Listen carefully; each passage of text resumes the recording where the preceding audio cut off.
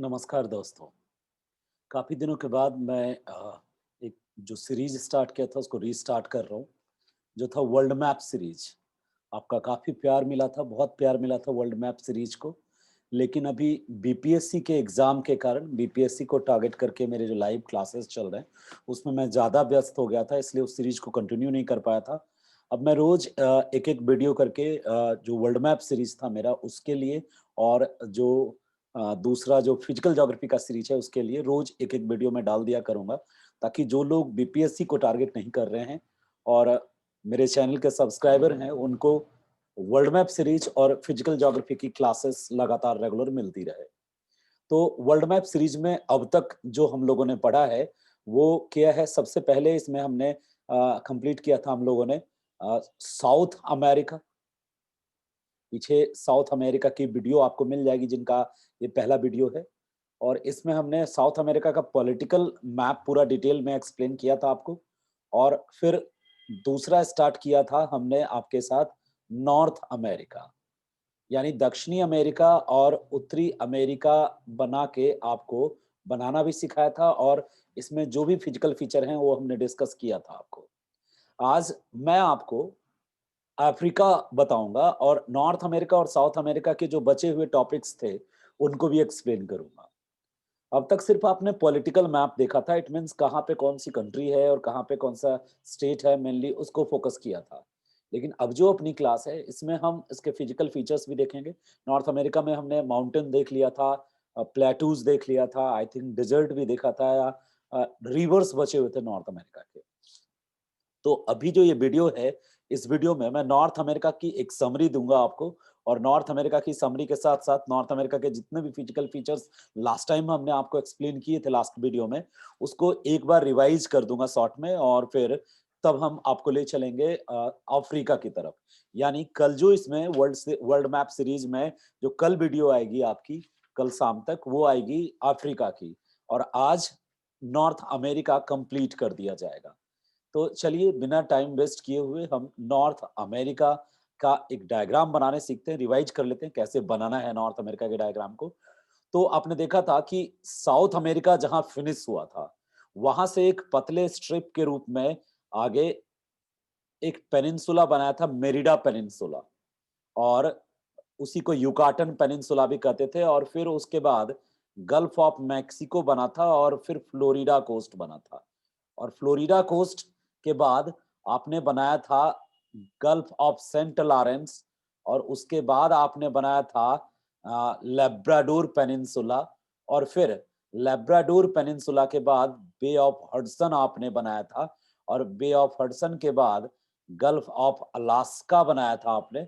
और Alaska peninsula के बाद एक उल्टा एस जैसा स्ट्रक्चर बनाते थे आप और उस उल्टे एस जैसे स्ट्रक्चर के एंड में एक और पेनिनसुला बनाते थे जिसको आप कैलिफोर्निया पेनिनसुला कहते थे।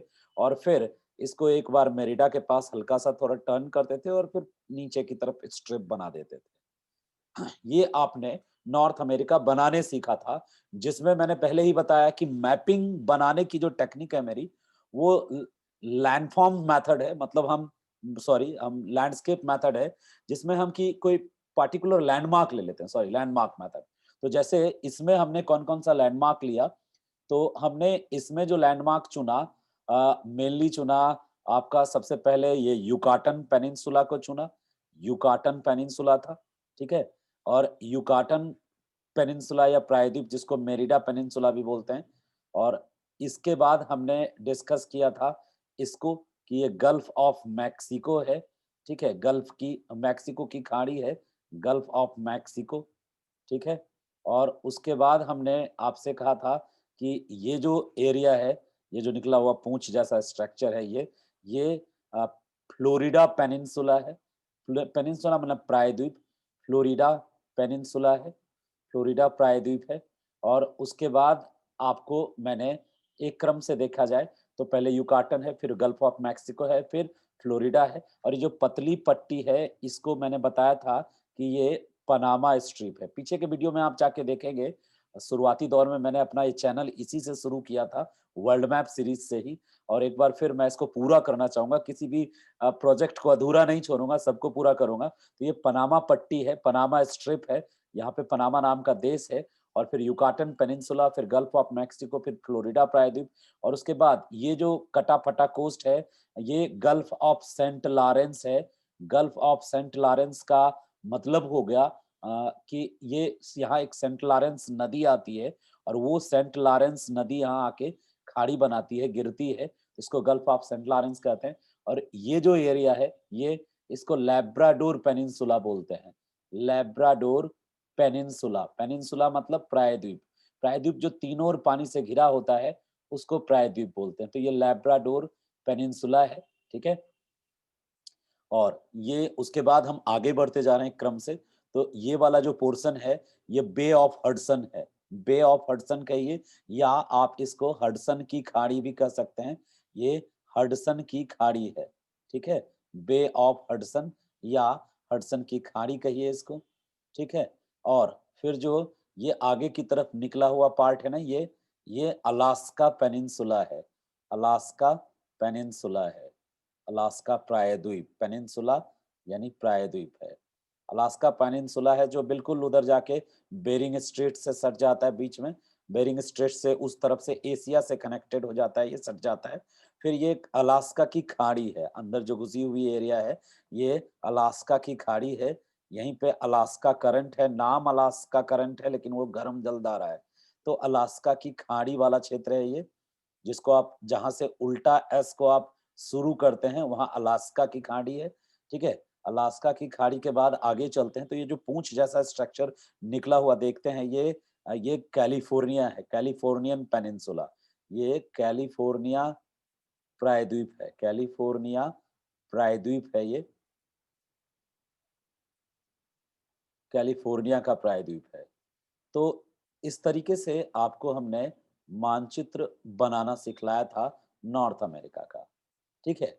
अब हम नॉर्थ अमेरिका के आंतरिक भाग में यदि चलें, तो हमने आपको मुख्य भूमि के देशों का भी विवरण बताया था। सबसे पहले बताया था कि यहाँ पे एक 29 डिग्री पैरेलल है, मतलब 49 डिग्री अक्षांश बोलिए इसको, 49 डिग्री अक्षांश है। ये 49 डिग्री अक्षांश रेखा जो है, ये सीमा बनाती है किसकी? ऊपर कनाडा नाम का देश है, कनाडा है ये, कनाडा, और नीचे संयुक्त राज्य अमेरिका है नीचे, और इनके बीच बॉर्डर जो बनाती है, ये 49 डिग्री अक्षांश, ये इनके बीच बॉर्डर का काम करती है, दोनों के बीच। ठीक है? इस तरह के इंटरनेशनल बॉर्डर को आप, ये इंटरनेशनल बॉर्डर है, जिसको हम मेनली ज्योमेट्रिकल बॉर्डर भी बोलते हैं।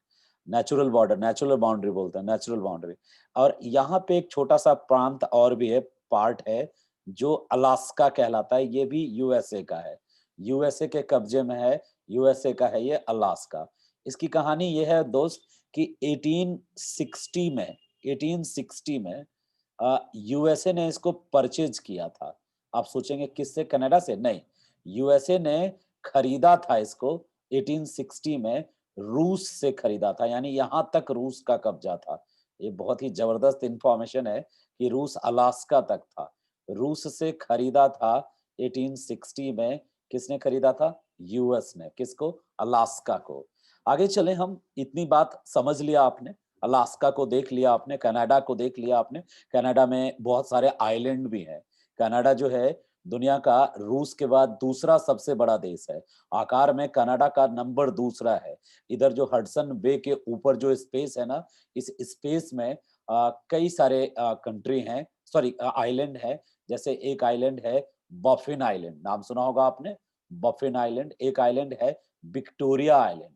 तो यहाँ पे कई सारे आइलैंड हैं, जिनमें से फेमस जो है, वो यहाँ पे इसके ठीक ऊपर एक आइलैंड है, इस तरह से आइलैंड है। ऐसे तो यहाँ हजारों आइलैंड हैं छोटे-छोटे, ये सब आइलैंड कनाडा के आइलैंड है, और इन्हीं आइलैंड में से एक बड़ा आइलैंड है बफिन आइलैंड।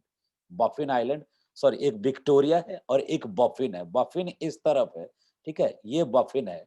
और ये विक्टोरिया आइलैंड है, सब कनाडा का ही आइलैंड है। इधर कई सारे छोटे-छोटे आइलैंड बड़े पड़े हैं, बहुत सारे आइलैंड हैं और इसके आगे यहाँ पे एक और आइलैंड है दोस्त। यहाँ जो आइलैंड है ना, इसको कहते हैं, इसका नाम दिया गया है new found land. New found land यानी नाम से ही पता चल रहा है नया खोजा हुआ आइलैंड है। ये भी कनाडा के अंदर में है। न्यू फाउंड लैंड जो है ये भी कनाडा के अंदर में। तो कनाडा काफी बड़ा देश है और इसके आगे जब आप और जाएंगे ना थोड़ा दूर और आगे, तब आपको ग्रीनलैंड मिलेगा। ग्रीनलैंड काफी नजदीक है कनाडा के। ग्रीनलैंड जो है काफी नजदीक है और जो ये न्यू फाउंड लैंड है ये मत्स्य उत्पादन के लिए यानी फिश के प्रोडक्शन के लिए बहुत फेमस है, क्योंकि यहाँ इस तरफ से एक जलधारा आती है, ठंडी जलधारा करंट आती है इस तरफ से। ये जो करंट आती है इधर से, ये करंट जो होती है इसका नाम है लैब्राडोर करंट। ये ठंडी जलधारा है। ठंडी जलधारा आती है इधर से ध्रुव के तरफ से, जो भी पोल के तरफ से, पोल साइड से जो भी जलधारा आएगी वो ठंडी ही होगी। तो इधर से समुद्री जलधारा आती है, ठंडी जलधारा, नाम है लैब्राडोर करंट। ठीक है, इस करंट का नाम क्या है? Labrador current. और इस तरफ से नीचे से एक जलधारा आती है जो इस तरफ से आती है, यहाँ से एकदम इस तरफ से आती है। ये जो जलधारा आती है आगे, ठीक है, आगे ऐसे जाती है। इस जलधारा, इस करंट का नाम है, समुद्री धारा का नाम है gulf stream current. Gulf stream current. तो जो गल्फ स्ट्रीम और लैब्राडोर, ये गर्म जलधारा है। गल्फ स्ट्रीम कैसी जलधारा है? गर्म जलधारा है। ठीक है, तो जब गल्फ स्ट्रीम जलधारा, गर्म जलधारा और लैब्राडोर जलधारा न्यू फाउंडलैंड के पास टकराती है तो क्या होगा बताइए?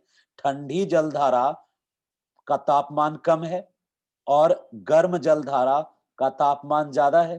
ठीक है, ठंडी जलधारा का तापमान कम है, गर्म का ज्यादा है। जब ये दोनों एक दूसरे से टकराती है जलधारा, तो यहाँ पे बहुत ज्यादा क्या पैदा होता है? बहुत ज्यादा धुंध पैदा होता है, कोहरा पैदा होता है, कुहासा पैदा होता है, फॉग पैदा होता है। और फॉग इतना पैदा जनरेट हो जाता है कि विजुअलिटी, विजुअलिटी मतलब दृश्यता, दिखाई देना बंद हो जाता है, विजुअलिटी जीरो हो जाता है।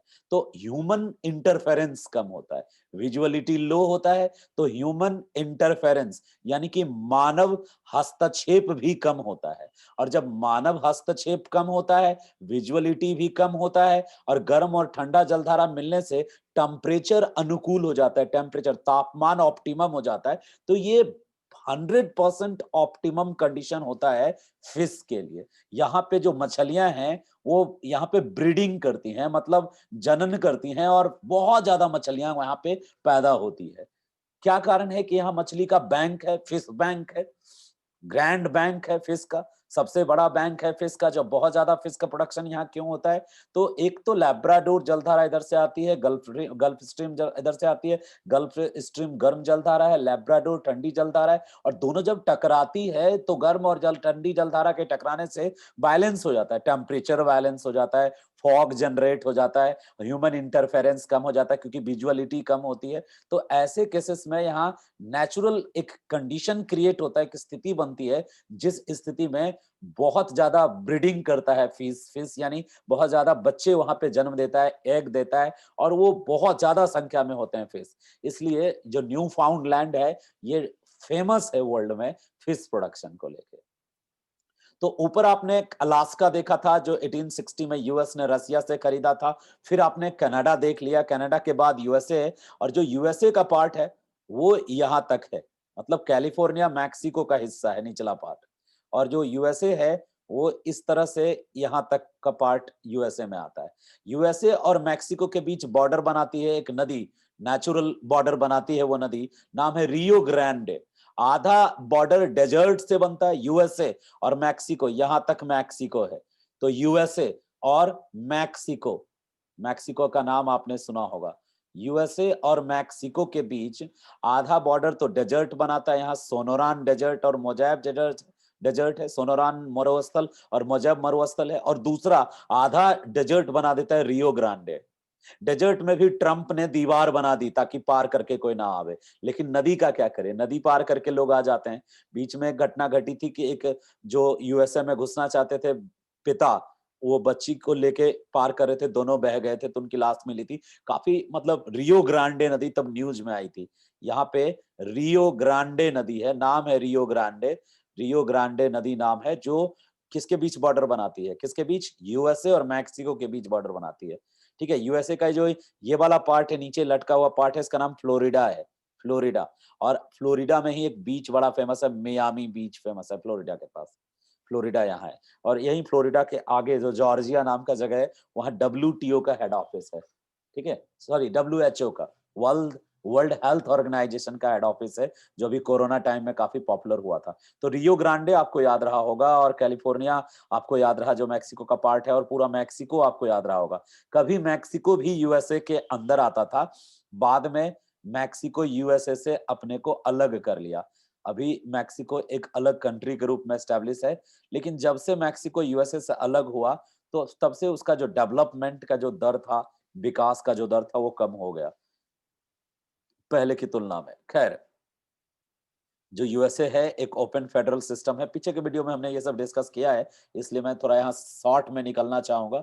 काफ़ी दिन तक ये वर्ल्ड मैप सीरीज़ रुका रहा, तो मैं इसको एक बार रीस्टार्ट करना चाहता था, इसलिए मैंने अमेरिका से स्टार्ट किया और आपको आगे ले चलूँ हम यदि, आगे ले चलें तो यहाँ पे एक छोटा-सा देश है, इसका नाम है बेलीज़। और इसके पैरेलल में इस तरफ जो बड़ा-सा देश है, इसका नाम है गुआटेमाला। यानी इस देश का नाम जो है, वो है गुआटेमाला। और उस साइड से जो देश है, इसका नाम है बेलीज़, बेलीज़। अब फिर वैसे ही नीचे 2 देश है। एक जो देश है उसका नाम है इस तरफ जो है, इसका नाम है होंडुरास। होंडुरास नाम है देश का, ठीक है? और दूसरी तरफ जो देश है इधर, इसका नाम है वो होंडुरास के सा इस तरफ एल साल्वाडोर, एल साल्वाडोर। ये सब सेंट्रल अमेरिकी कंट्रीज हैं और ज़्यादा विकसित नहीं है। सेल वे एल साल्वाडोर। उसके बाद एक देश है जिसका नाम है निकारागुआ, नाम सुना होगा आपने, निकारागुआ। ये सारे देश ना फुटबॉल में बड़ा पॉपुलर होंगे, होंडुरास हो गया या निकारागुआ हो गया, उसके नीचे कोस्टा रिका है। कोस्टा रिका भी आपने सुना होगा, कोस्टा रिका। और सबसे नीचे जो है वो पनामा है, यानी कोस्टा रिका के सबसे नीचे यहाँ का है क्या है? पनामा। और यही पनामा जाके कोलंबिया, साउथ अमेरिका की कोलंबिया से कनेक्टेड हो जाता है और साउथ अमेरिका से जुड़ जाता है। तो पनामा एक तरह का एस्थमस भी है। जब 2 बड़े भूखंड को एक पतली सी भूखंड की पट्टी जोड़े तो उसको एस्थमस कहते हैं, एस्थमस। तो ये एक एस्थमस भी है पनामा। तो ये तो मुख्य भूमि के सारे भूभाग थे। हमने आपको यहाँ पे जो आइलैंड कंट्रीज़ हैं, जो गल्फ ऑफ मेक्सिको के बाद वाला जो कैरिबियन सी आता है, कैरिबियन सी में जो कैरिबियन आइलैंड्स हैं, उन आइलैंड्स को भी आपको डिटेल में बताया था पिछले क्लास में। मैंने बताया था कि यहाँ पे क्यूबा नाम का देश है और उसके ठीक नीचे जमैका नाम का देश है। फिर बताया था कि डोमिनिकन रिपब्लिक और हैती, आधे में हैती है और आधे में डोमिनिकन रिपब्लिक है। ये हो गया क्यूबा, ये हैती, ये डोमिनिकन रिपब्लिक, ये जमैका और फिर मैंने छोटे से आइलैंड बताए थे, प्यूरोटिको है, बारबाडोसा है, बाराबोसा है, एंटीगुआ है और बहुत सारे छोटे-छोटे आइलैंड हैं आगे, ठीक है? और उसके बाद लास्ट में मैंने बताया था 2 छोटे आइलैंड का नाम, जिसका नाम था ट्रिनिडाद एंड टोबैगो। तो ये तो political map of north America था, जो हमने पिछले क्लास में आपके साथ डिस्कस किया था। ठीक है? और एक बार फिर से मैंने रिवाइज़ कर दिया ताकि काफ़ी दिन एक गैप हो गया था पढ़ाया हुआ, तो एक बार फिर से रिवाइज़ किया। अब हम इसी नॉर्थ अमेरिका को समराइज़ तरीके से इसका जो physical map of the north America है, कहाँ कौन-सा माउंटेन है, कहाँ कौन-सा प्लेट्यू है, कहाँ कौन-सा आइलैंड आइलैंड तो हम आगे बहुत डिस्कस कर चुके। तो मेनली माउंटेन, प्लेट्यू, डेज़र्ट और रिवर्स और लेक्स। यानी अब 4 चीज़ जो है इसको आप एक बार रिवाइज़ करेंगे और फिर ये पूरा नॉर्थ अमेरिका का पार्ट जो है फिनिश हो जाएगा, बेसिक पार्ट फिनिश हो जाएगा। तो यदि हम डायग्राम को एक बार फिर से देखें तो ये हो गया कौन मेरिडा पेनिनसुला और ये हो गया जिसको युकाटन बोलते हैं, युकाटन पेनिनसुला और ये हो गया फ्लोरिडा और ये हो गया आपका कौन गल्फ ऑफ सेंट लॉरेंस, ये हो गया लेब्राडोर पेनिनसुला और ये वाला पोर्शन हो गया बे ऑफ हडसन और ये हो गया क्या अलास्का और ये अलास्का पेनिनसुला और ये अलास्का की खाड़ी और ये एस जो बनाया मैंने ये कैलिफोर्निया और ये कैलिफोर्निया के बाद ये वाला पट्टी जो आपको मैंने बोला था, पट्टी। अब हमें देखना क्या है? फिजिकल मैप देखना है। फिजिकल मतलब कहाँ पे कौन-सा माउंटेन है, कहाँ पे कौन-सा माउंटेन के साथ-साथ हमें ये भी देखना है कि कहाँ पे कौन-सा प्लेट्यू है, कहाँ कौन-सा डेज़र्ट है। तो वन बाय वन करके चलते हैं, सबसे पहले माउंटेन देखते हैं। तो यहाँ पे एक माउंटेन है, यहाँ पे, इसका नाम है ब्रुक्स, ठीक है? और यहाँ एक माउंटेन है, इसका नाम है मैकेंजी। यहाँ एक माउंटेन है, इसका नाम है अलास्का। तो अलास्का, ब्रुक्स और मैकेंजी हमने देख लिया। फिर इसके किनारे-किनारे एक माउंटेन सीरीज़ ऐसे गई किनारे-किनारे, किनारे वाली माउंटेन सीरीज़ को कहते हैं कोस्टल, कोस्टल माउंटेन सीरीज़। और एक इसके बीच से गई माउंटेन्स के पैरेलल में, इसका नाम है कास्केड माउंटेन सीरीज़। और एक जो है वो बिल्कुल यहाँ से गई और नीचे तक चली गई यहाँ, इसका नाम है रॉकी माउंटेन सीरीज़। और यहाँ पे एक छोटी-सी माउंटेन सीरीज़ है, जिसका नाम है सिएरा नेवेदा माउंटेन सीरीज़ है। एक सिएरा माद्रे ऑक्सीडेंटल है, एक सिएरा माद्रे ओरिएंटल है। ये माउंटेन है और छोटे-छोटे माउंटेन इस तरफ और भी हैं। फिर इस तरफ हमने जो माउंटेन्स डिस्कस किया था कि सबसे पहले ब्लू रिज है, फिर अपलेशियन है, फिर अल्गनी है। पीछे के वीडियो में ज़रूर देखिएगा, ये ब्लू रिज है, अपलेशियन है और फिर ये अल्गनी माउंटेन है। और यहाँ पे ऊपर, यहाँ नेट्रेडेम माउंटेन है, यहाँ नेट्रेडेम माउंटेन है। और एक माउंटेन ऊपर ऊपर भी है, जिसका नाम है अ टॉर्नगेट माउंटेन, एक माउंटेन है, बिल्कुल लैब्राडोर के माथे पे है टॉर्नगेट माउंटेन। तो अब ना इन माउंटेन्स का नाम एक बारी देख लेते हैं, उसके बाद हम देखेंगे माउंटेन्स का नाम एक बार देख लेते हैं और फिर हम देखेंगे इसी माउंटेन में दूसरा प्लेटूज़ को देखेंगे। तो इस माउंटेन का नाम क्या था? इस माउंटेन का नाम था ब्रुक्स, ब्रुक्स माउंटेन। और जो ये माउंटेन था, इसका नाम क्या था? इसका नाम था मैकेंजी। नदी भी है इस नाम से और पर्वत श्रेणी भी है, मैकेंजी पर्वत श्रेणी। ये जो माउंटेन था, इसका क्या नाम था? अलास्का पर्वत श्रेणी, अलास्का रेंज, अलास्का माउंटेन। और ये जो माउंटेन किनारे में जो माउंटेन है, इसका नाम क्या है? कोस्टल, कोस्टल पर्वत श्रृंखला, कोस्टल। आप इसको कोस्टल ही याद रखेंगे या तटीय, तटीय, कोस्टल पर्वत श्रेणी। और जो इसका नाम है, इसका नाम है कास्केड, कास्केड ही बोलते हैं इसको, हिंदी इंग्लिश दोनों में कास्केड। और इसी तरह से जो एकदम अंदरूनी हिस्से में है, ये जो है ये हिस्सा लास्ट में, इसका नाम है रॉकी।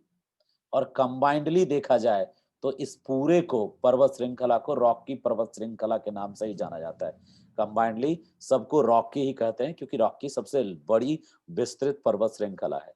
और यहाँ क्या है? सियरा नेवेदा, सियरा नवेदा नाम का पर्वत है, ठीक है? Sierra Nevada. और यहाँ जो माउंटेन है, इसका नाम है सियरा माद्रे ओरिएंटल और अगला इसका नाम है सियरा माद्रे ऑक्सीडेंटल। तो माउंटेन सीरीज आप याद रखेंगे, इधर वाला जो माउंटेन सीरीज है, इसका नाम है सियरा माद्रे ओरिएंटल, ओरिएंटल मतलब पूर्वी, ठीक है? तो ये हो गया सियरा माद्रे ओरिएंटल, ओरिएंटल मतलब होता है पूर्वी। और जो इस तरफ है, ये, इसका नाम है सियरा माद्रे ऑक्सीडेंटल, ऑक्सीडेंटल का मतलब होता है पश्चिमी। तो ये सियरा माद्रे ऑक्सीडेंटल है, यानी कि पश्चिमी पर्वत श्रेणी है। इस तरफ हमने किनारे में सबसे पहले बताया था कि ब्लू रिज नाम का माउंटेन है, ब्लू रिज। और जो बीच में और थोड़ा बड़ा है, उसका नाम है अपलेशियन। पूर्व पूर्वी तट यानी कि ईस्टर्न कोस्ट पे जो माउंटेन सीरीज है ना, ये माउंटेन सीरीज थोड़े मतलब ज़्यादा पुराने हैं और पुराने होने के कारण इस माउंटेन सीरीज का हाइट कम है, ठीक है? पठार की तरह बदल गए हैं ये। और जो लास्ट में उधर है, उसका नाम है अल्गनी, अल्गनी माउंटेन सीरीज। अल्गनी, ब्लू रिज और अपलेशियन समझ गए होंगे। ये जो माउंटेन सीरीज है, इसका नाम है नॉट्रे-डम, नॉट्रे-डम। और जो यहाँ है, इसका नाम है टॉर्नगेट, टॉर्नगेट। अब देखिए, माउंटेन सीरीज में आपको क्या पढ़ना पड़ता है?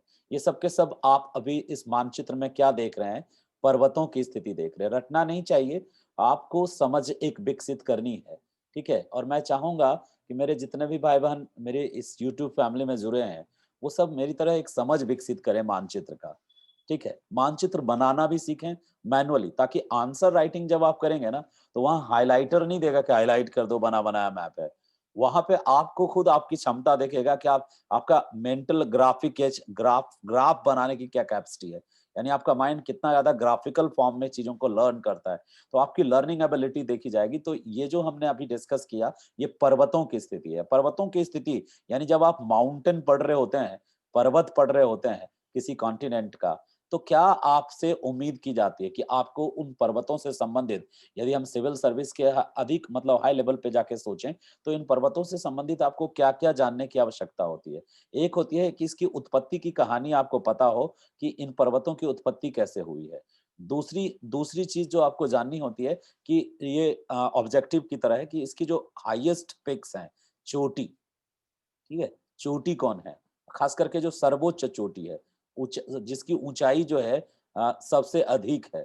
ऊँचाई के आधार पे जो ऊँची-ऊँची चोटियाँ हैं, पीक्स ऑफ द सीरीज़, ये ध्यान ध्यान में रखना बहुत ज़रूरी होता है। इसके अलावा अन्य कोई सूचना है पर्वतों से संबंधित, यदि कोई अदर इन्फॉर्मेशन है, चाहे उसके अदर इन्फॉर्मेशन है, तो उसको हम जानकारी को रखेंगे, ठीक है? तो अब हम यहाँ पे देखें कि ओरिजिन की बात करें, हमने पिछले वीडियो में भी समझाया होगा शायद कि ओरिजिन जो हुआ है इस रॉकी माउंटेन सीरीज का, ये हुआ है टकराने से। किसके टकराने से? तो एक तरफ पैसिफिक ओशियंस का जो प्लेट है, यानी कि प्रशांत महासागर के तल में जो चट्टानें हैं, ठोस चट्टानें, पैसिफिक ओशियन के अंदर जो चट्टानें हैं, वो ठोस हैं, ज़्यादा सॉलिड हैं, रिजिड हैं, उसको कहते हैं महासागरीय प्लेट। तो आगे प्रशांत लगा दें तो और अच्छा होगा। तो प्रशांत महासागरीय प्लेट, प्रशांत महासागरीय प्लेट जब टकराई किससे? उत्तरी अमेरिकी प्लेट से, ठीक है। अब देखिए, जो उत्तरी अमेरिकी प्लेट है, ये महाद्वीपीय प्लेट है, कॉन्टिनेंटल प्लेट है, कॉन्टिनेंटल प्लेट है। और जो प्रशांत महासागरीय प्लेट है, ये ओशियनिक प्लेट है, ओशियनिक प्लेट है। तो ओशियनिक प्लेट ज़्यादा रिजिड होता है, ज़्यादा डेंस होता है, ज़्यादा हार्ड स्ट्रॉन्ग होता है और वो मुड़ेगा नहीं, टूट जाएगा, मुड़ेगा नहीं, धँस जाएगा, मुड़ेगा नहीं। लेकिन जो कॉन्टिनेंटल प्लेट होता है, कॉन्टिनेंटल प्लेट जो होगा, वो क्या होता है, थोड़ा हॉलो होता है, उतना रिजिड नहीं होता है, तो वो मुड़ जाएगा, मुड़ेगा तो फोल्ड होगा और फोल्ड होगा तो फोल्डेड माउंटेन जनरेट होगा। तो जो रॉक की पर्वत श्रृंखला आप पढ़ रहे हैं, रॉक की पर्वत श्रेणी आप पढ़ रहे हैं, नॉर्थ अमेरिका की, ये सब उसी के अंश हैं, उसी का हिस्सा है। तो रॉक की पर्वत श्रेणी एक फोल्डेड माउंटेन है, फोल्डेड माउंटेन। क्या होता है ये फोल्डेड माउंटेन? फोल्डेड माउंटेन जो होता है, ये फोल्डेड माउंटेन जो है ये फोल्डेड माउंटेन मेनली जो कनेक्टेड होता है, ये कनेक्टेड होता है फोल्डेड माउंटेन इससे ओशियनिक प्लेट्स के टकराने से। जब 2 प्लेट्स आपस में टकराते हैं, देन इस तरीके के फोल्डेड माउंटेन क्रिएट होते हैं। तो आज की वीडियो में हम इतना ही आपसे डिस्कस करेंगे जिसमें मैं माउंटेन्स आपको एक्सप्लेन किया। कल जो वीडियो आएगी ना, कल की वीडियो में मैं एक नए कॉन्टिनेंट के साथ आऊँगा और वो जो कॉन्टिनेंट होगा वो अफ्रीका होगा और रेस्ट पार्ट ऑफ अमेरिका भी कंप्लीट कर देंगे। और माफ़ी चाहेंगे इतना गैप लेने के लिए, थोड़ा व्यस्त कार्यक्रम के कारण मैं ये सीरीज़ कंप्लीट नहीं कर पाया था। Then I will complete this series in this month. Sorry, in next month तक में पूरी सीरीज़ कंप्लीट हो जाएगी मैपिंग की। तो थैंक यू, धन्यवाद। समाप्त करते हैं आज की क्लास यहीं पे, ठीक है?